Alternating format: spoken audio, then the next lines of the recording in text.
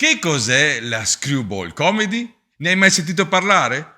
Oggi ti faccio conoscere questo genere comico che tu pensi di non conoscere, ma vedrai che è un genere che spesso è davanti ai tuoi occhi. Allora tuffati nel mio mondo.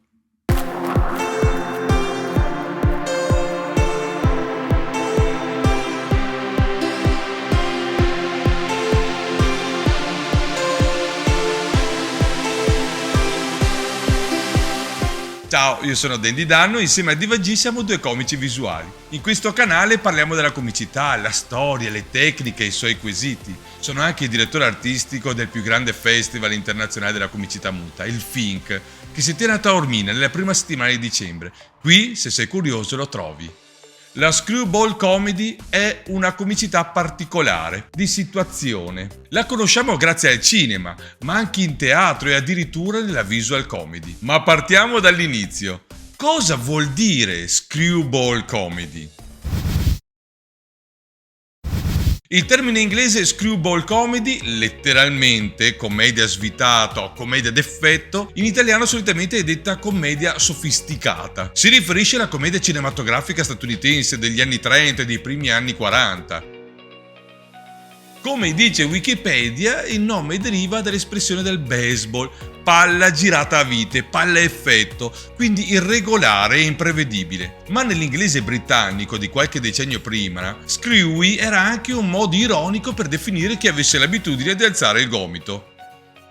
Il termine screwball comedy è approssimativamente traducibile in italiano come comicità svitata. Si tratta di un genere che si situa a metà tra la commedia più sofisticata e la popolare farsa e ne mischia gli elementi. L'inizio è con l'uscita delle pellicole Accadde una notte del 34 di Frank De Capra e XX secolo di Howard Hawks. È lì che probabilmente il genere è entrato nei cuori delle persone e riscosse un successo mondiale. Sì, è vero. È pura comicità di situazione, normalmente incentrata su un incontro-scontro e può essere quello tra i due sessi, quello tra due personaggi inizialmente antagonisti, che spesso finiscono per infatuarsi l'un dell'altro. Gli eventi che si susseguono in questo genere sono curiosi, imprevedibili, spesso paradossali o inverosimili. Nel cinema è ben visibile, impattante. In teatro, soprattutto quello tradizionale, è davanti ai nostri occhi. Ma questo è il nostro genere comico. Sì, comprendo la tua perplessità. Tu mi chiedi, sì, ma voi non parlate.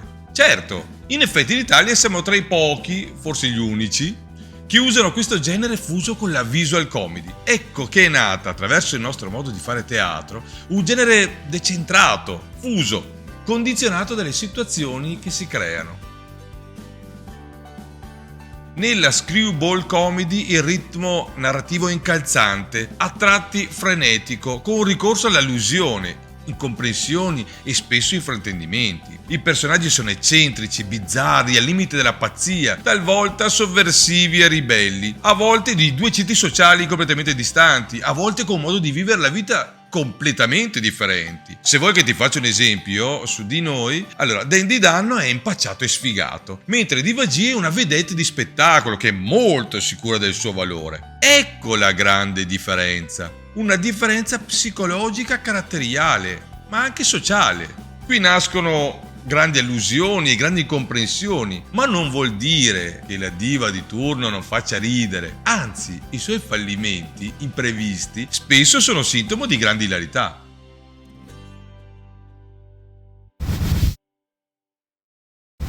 La screwball comedy contiene questi elementi fondamentali. Cercherò di elencarteli facendo riferimento al cinema, ma in teatro comunque si avvicina moltissimo. 1.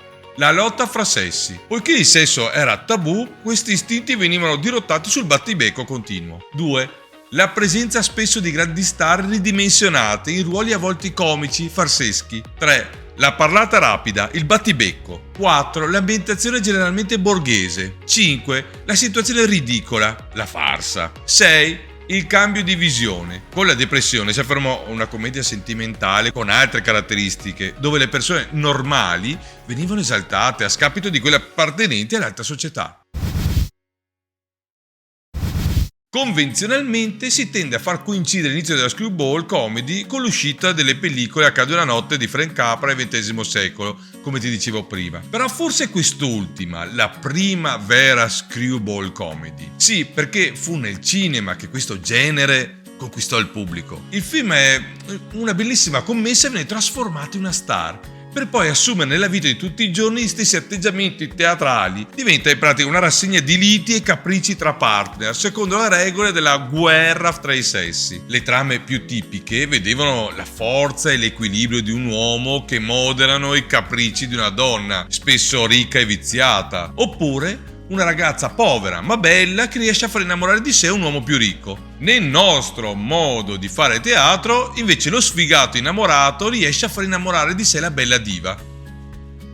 Un grande maestro della screwball comedy è stato Frank Capra, che diresse proprio il prototipo del genere. Però appunto è seguito anche altri film, come È arrivata la felicità del 36 e vabbè, già acclamato XX secolo, cui seguirono però di Howard Hawks, Susanna del 38, La signora del venerdì del 40, Colpo di fulmine del 41. Ma se dobbiamo valutare però bene, dobbiamo guardare anche il grandissimo successo Vacanze romane del 53 o Sabrina del 54. Il genere comunque non è mai scomparso. Vedi il successo di Harry Ti presento Sally dell'89 e oggi in teatro noi siamo tra i pochi che lo usano. Forse siamo gli unici che lo abbiamo assorbito nella visual comedy, miscelando i due generi e non saprei come chiamarla, visual screenball comedy. Insomma, giuro che senza volerlo abbiamo creato e modificato un genere e oggi ci divertiamo in giro per il mondo a prenderci in giro.